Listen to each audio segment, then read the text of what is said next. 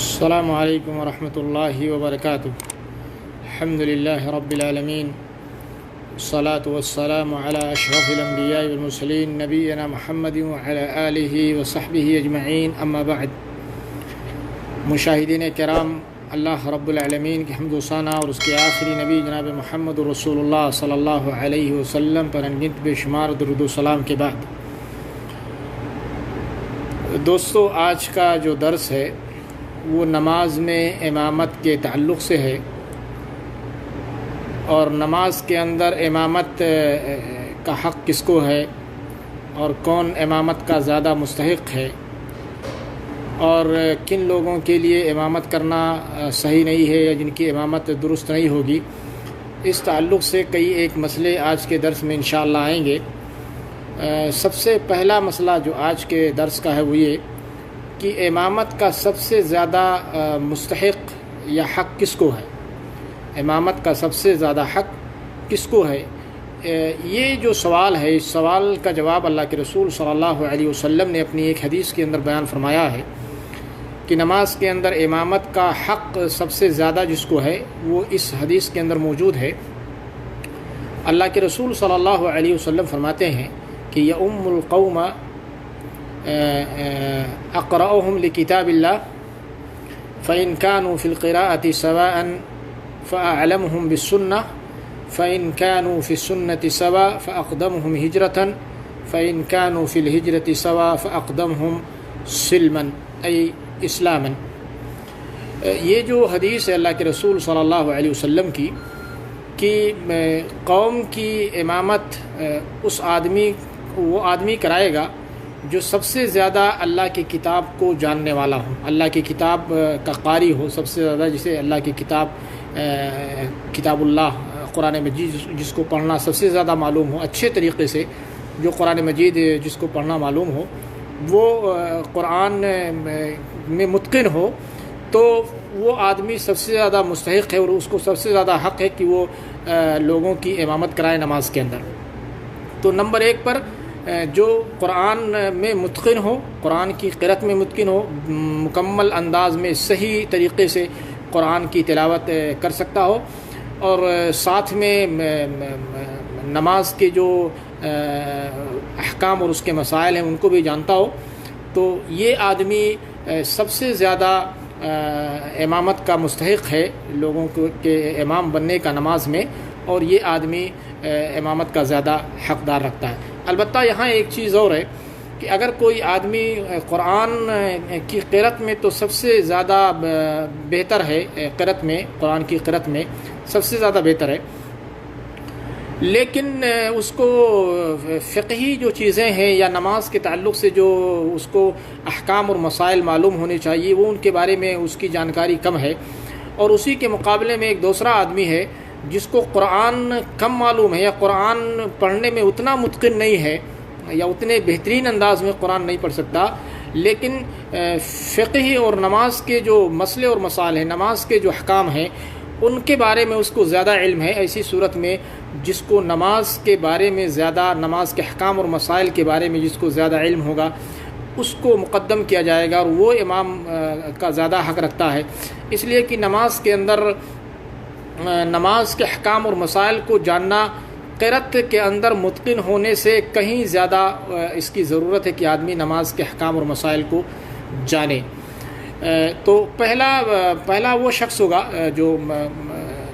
جو نماز کے اندر امامت کا حق رکھتا ہے، پہلا وہ شخص ہے جسے قرآن مجید سب سے زیادہ معلوم ہو اور قرآن مجید کا متقن انسان ہو، وہ قرآن امامت کرنے کا زیادہ حق رکھتا ہے۔ دوسرے نمبر پر جس کو حق ہے نماز کے اندر امامت کرانے کا، کہ اگر کوئی آدمی قرآن سب سے زیادہ جانتا ہے اور اس کے بعد دوسرا ایک انسان ہے اس کو بھی، مطلب کئی ایک لوگ ہیں جن کو قرآن کے اتقان میں، قرآن پڑھنے میں، اس کی تلاوت میں سارے لوگ برابر ہیں، پھر ایسی صورت میں دیکھا یہ جائے گا کہ کس انسان کو سب سے زیادہ اللہ کے رسول صلی اللہ علیہ وسلم کی سنتوں کا علم ہے، اور کون انسان سب سے زیادہ فقیہ ہے، یعنی احکام اور مسائل کا جاننے والا ہے۔ تو اگر قرأت کے اندر کئی لوگ برابر ہوں تو پھر یہ چیز دیکھی جائے گی کہ سب سے زیادہ سنت کو کون انسان جانتا ہے. تو قرأت، قرآن کی قرأت یا قرآن جاننے میں برابر ہونے کی صورت میں اللہ کے رسول صلی اللہ علیہ وسلم کی سنت اور احکام و مسائل کی جانکاری دیکھی جائے گی. جس انسان کو سب سے زیادہ سنت کا علم ہوگا، احکام اور مسائل کا علم ہوگا، وہ انسان امامت کا زیادہ حق رکھے گا اگر کئی ایک لوگ قرأت کے اندر برابر اترتے ہیں. تیسرے نمبر پر جو نماز کی امامت کا مستحق ہوگا یا حق رکھتا ہوگا وہ ہے اگر لوگ قرأت کے اندر برابر ہیں، سارے لوگ قرأت میں، قرآن کی تلاوت میں، اس کے اتقان میں برابر ہیں، اور ایسے ہی دوسرے نمبر کی جو چیز ہے کہ اللہ کے رسول صلی اللہ علیہ وسلم کی سنت اور احکام اور مسائل کے تعلق سے بھی لوگ برابر ہیں. پھر تیسرے نمبر پر یہ چیز دیکھی جائے گی کہ ان لوگوں میں سب سے پہلے ہجرت کس نے کی ہے. ہجرت یعنی بلاد کفر سے بلاد اسلام کی طرف ہجرت کر کے کون گیا ہے. اگر قرأت کے اندر سارے لوگ برابر ہیں، اللہ کے رسول صلی اللہ علیہ وسلم کی سنت اور اس کے احکام اور مسائل کو جاننے میں سارے لوگ برابر ہیں، تو پھر ہجرت پہلے کس نے کی ہے؟ جس نے پہلے ہجرت کی ہوگی پھر وہ آدمی امامت کا زیادہ حق رکھے گا. چوتھے نمبر پر وہ آدمی زیادہ حق رکھے گا امامت کا کہ اگر ان ساری چیزوں کے اندر یعنی ہجرت کے اندر بھی لوگ برابر ہیں، یعنی قرأت میں برابر، اللہ کے رسول صلی اللہ علیہ وسلم کی حدیث اور سنتوں اور اس کے احکام اور مسائل کو جاننے میں برابر، اور ایسے ہی ہجرت بھی لوگوں نے ایک ساتھ کی ہے، اس کے اندر بھی لوگ برابر ہیں. پھر ایسی صورت میں یہ دیکھا جائے گا کہ ان لوگوں میں اسلام کس نے پہلے قبول کیا ہے، کون اسلام کے اندر پہلے داخل ہوا. اگر یہ چیز ثابت ہو جائے گی تو پھر جس نے اسلام پہلے قبول کیا ہوگا وہ امامت کا مستحق ہوگا. اور اگر ان ساری چیزوں میں جو سابقہ ہم نے ذکر کی، تلاوت کے اندر، قرآن کے اتقان میں، سنتوں کے زیادہ جاننے میں، احکام مسائل کو زیادہ سمجھنے میں، اور ایسے ہی ہجرت میں سبقت میں اور اسلام کے اندر سبقت لینے میں، ان ساری چیزوں کے اندر اگر سارے لوگ برابر ہیں، سارے لوگوں کے اندر یہ خوبی موجود ہے، سارے لوگوں کے اندر یہ چیز موجود ہے، پھر ایسی صورت میں یہ دیکھا جائے گا کہ ان لوگوں میں کون انسان سب سے زیادہ عمر دراز ہے، کون انسان سب سے زیادہ عمر کے اندر بڑا ہے. جو عمر میں بڑا ہوگا وہ امامت کا زیادہ حق رکھے گا اور اس کو امامت کے لیے آگے کیا جائے گا. اب اگر ان ساری چیزوں کے اندر سارے لوگ برابر ہو جائیں، عمر کے اندر بھی سارے لوگ ایک جیسے ہوں، عمر سارے لوگوں کی ایک جیسے ہو، سابقہ چیزیں بھی قرآن کے اندر اتقان، سنت کا جاننا، احکام مسائل کا جاننا، ہجرت میں برابر ہونا، اسلام میں برابر ہونا، سن اور عمر کے اندر برابر ہو جانا، ساری چیزوں کے اندر اگر لوگ برابر ہو جائیں پھر ایسی صورت میں لوگوں کے درمیان قرآن اندازی کی جائے گی، اور جس انسان کے حق میں قرآن نکلے گا وہ انسان امامت کا زیادہ حق رکھے گا. یہ تو امامت کے مستحقین اور امامت کا حق زیادہ کس کو ہے اس کے تعلق سے بات ہو گئی. ایسے ہی دوستو ایک چیز اور ہے اس کے تعلق سے، وہ یہ ہے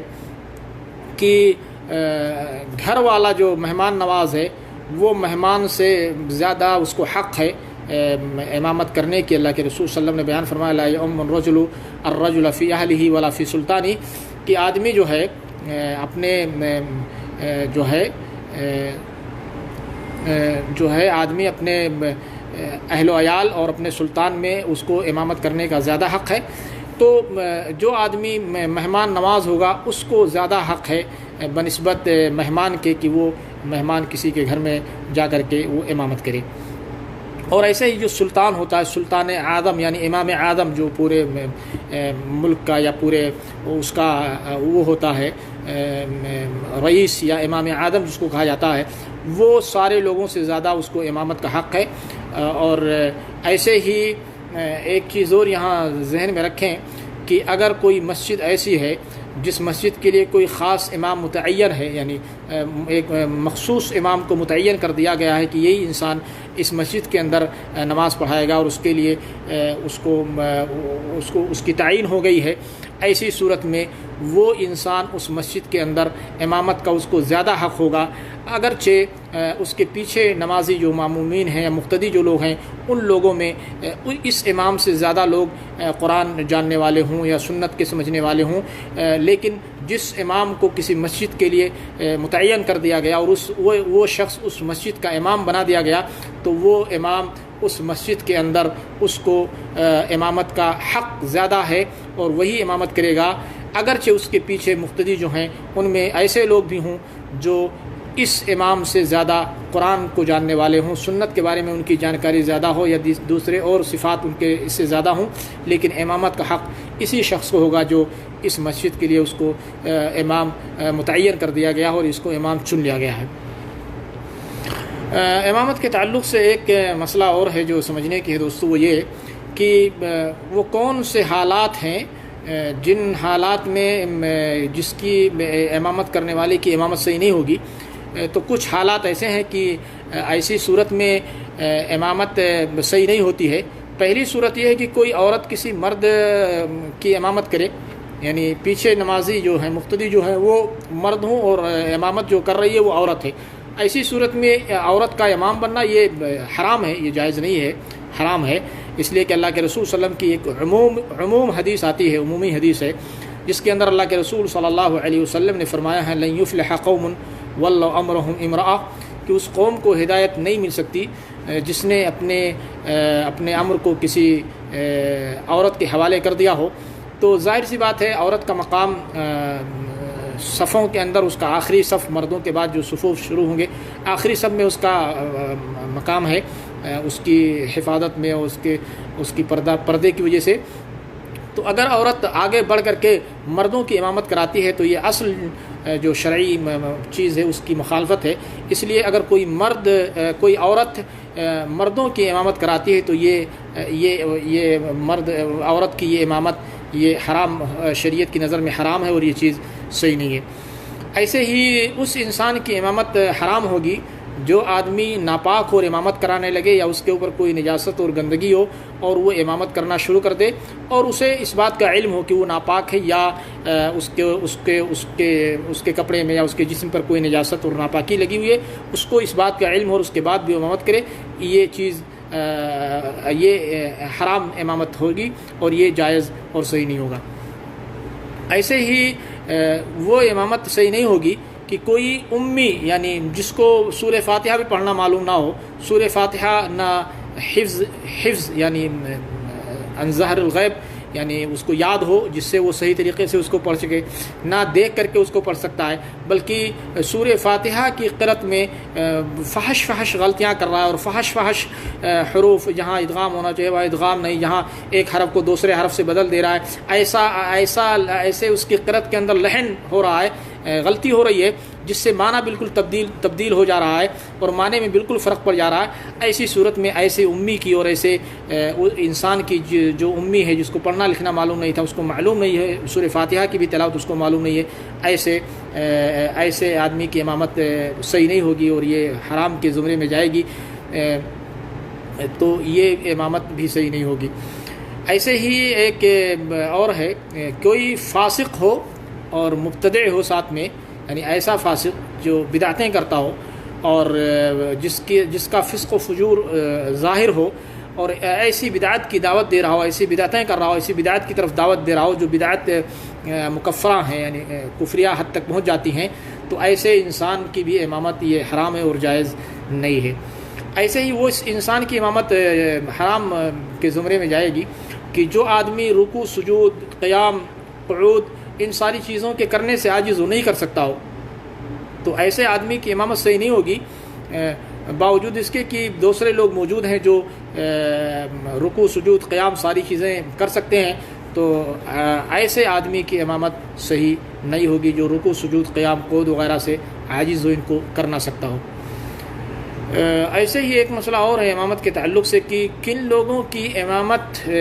جو ہے وہ مکروہ مانی جائے گی۔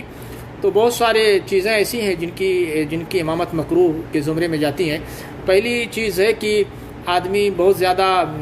غلطیاں کرے قرآن کی قرأت کرنے میں، اور خاص کر کے سورہ فاتحہ کے بعد کہ سورہ فاتحہ چونکہ رکن ہے اور اس کے اندر فحش لحن اور فحش غلطی صحیح نہیں ہوگی،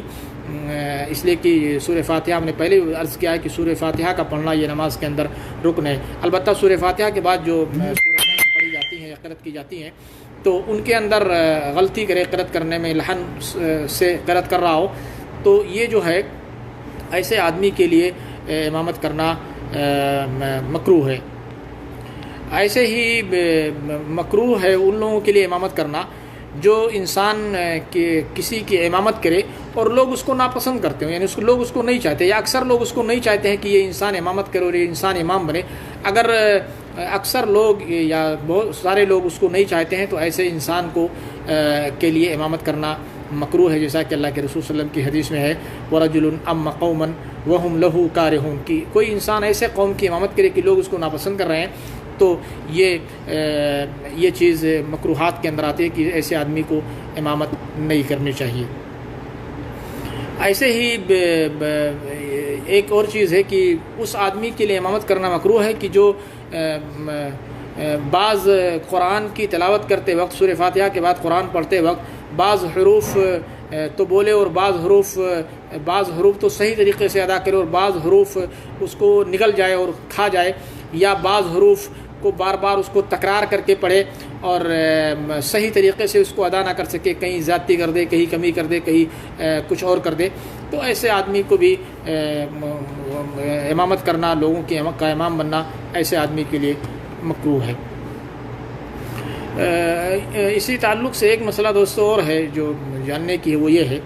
کہ امام اور مقتدی یہ دونوں جو لوگ ہیں کہ امام کہاں کھڑا ہوگا، مقتدی کہاں ہوگا، تو سنت کا طریقہ تو یہ ہے کہ امام جو ہو وہ مقتدیوں سے آگے کھڑا ہو، یعنی مقتدی اس کے پیچھے رہیں، امام تھوڑا آگے رہے، امام آگے کھڑا اور اس کے پیچھے مقتدی رہیں۔ اگر دو یا اس سے زیادہ پیچھے لوگ مقتدی ہیں، دو یا اس سے زیادہ لوگ، تو سنت یہ ہے کہ امام آگے رہے اور اس کے پیچھے مقتدی کھڑے ہوں۔ اس لیے کہ ایک مرتبہ حضرت جابر رضی اللہ تعالیٰ عنہ آئے، اللہ کے رسول صلی اللہ علیہ وسلم نماز پڑھ رہے تھے، تو حدیث کے اندر آتا ہے کہ کان اذا قام الى الصلاة تقدم وقام اصحابہ خلفہ، کہ اللہ کے رسول صلی اللہ علیہ وسلم جب نماز پڑھاتے تو جب کوئی آتا آپ کے ساتھ مل جاتا تو آپ آگے ہو جاتے، صحابہ کرام پیچھے ہو جاتے۔ اور تو سنت کا طریقہ یہی ہے کہ جب جماعت کے ساتھ نماز پڑھے، کوئی امام بننا ہے،